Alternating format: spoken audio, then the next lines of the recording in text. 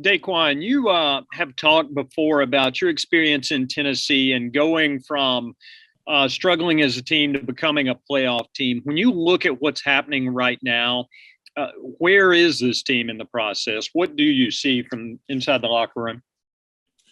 Um, I think the most frustrating thing is seeing how good this team is, and we go back and break down film and watch film. How I mean, it's always a couple plays here and there in the game that can really change the outcome and make the score not what it was. And I think that's the most frustrating thing for me. But I mean, this team really it's truly unfortunate, to be where we are and not make it to where we wanted to go. But like I said, just a couple plays, man, here and there that really hindered us all year, and something that we didn't get fixed, and that needs to be fixed.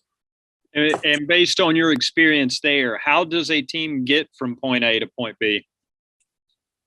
I mean, it sounds so cliche, but it's like it's just constantly, trying to drive it home to your players of what you got to do and how you do it. And I can speak for the defense, and the plays we give up is communication, right? We preach communication since training camp, since OTAs, and the fact that we still have those same problems going into the week, whatever we're in now, like it's very frustrating, and that's something that we have to get fixed. And to go about that, it's got to keep hitting it home. And then obviously, we all know how this league goes. If the players aren't getting it done, we're bringing players that can do it. So. All right, let's go to Will Pelagic, followed by Joe Person.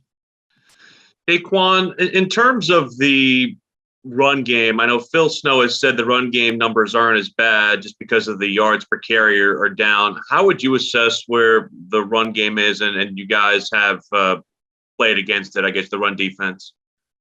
I said it early in the year. I say it now. I mean, it takes all 11. I mean, you go and watch that film. It's, up front, I thought we did a pretty good job of maintaining our gaps. And it's just, one guy miss a field, miss a tackle, it can mess up all that stuff. So I really think that, we're one or two plays away. We're a half a minute away from being in the right gap and doing what we got to do to not give these big runs, and we keep doing it. So it just has to stop. And then we stop those, and we stop all them big runs, the touchdowns, and it just constantly just trying to remind people of doing their job. Don't do too much. Don't try to go over and beyond.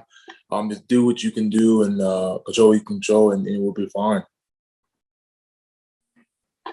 I was a minute or two getting on here late, so I apologize if you addressed this. But one, if there's any concern, or I don't know if that's the right word, but concern with the COVID outbreak kind of hitting close to home with the defensive line, and do you feel like the steps were in place to keep that fairly well contained?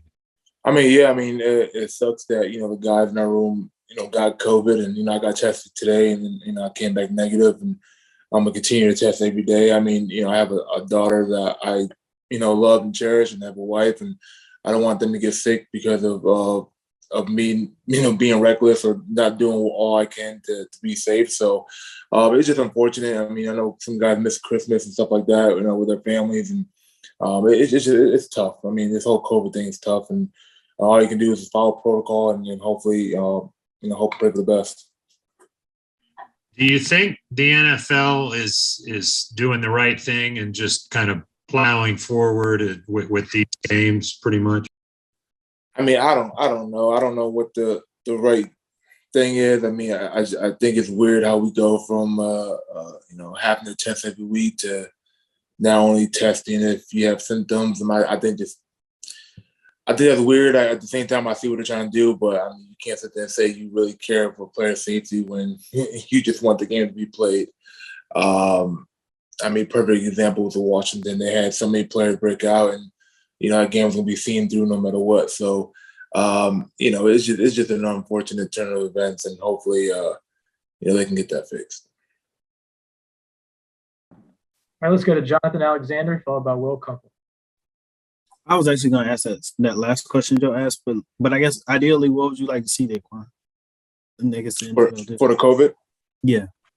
I mean, honestly, I don't know. I mean, you know, if you test too much, people complain about it. You don't test enough, people complain about it. Like, you know, I'm not here for picking sides. I'm not really trying to do that. But I really don't know. I mean, something that makes everyone feel safe and happy, I guess. I mean, I know it sounds kind of stupid, but I mean, really, I mean, you should probably test every day. You should probably test, you know, how we've been doing all season, just to make sure people are keeping their families safe and stuff like that.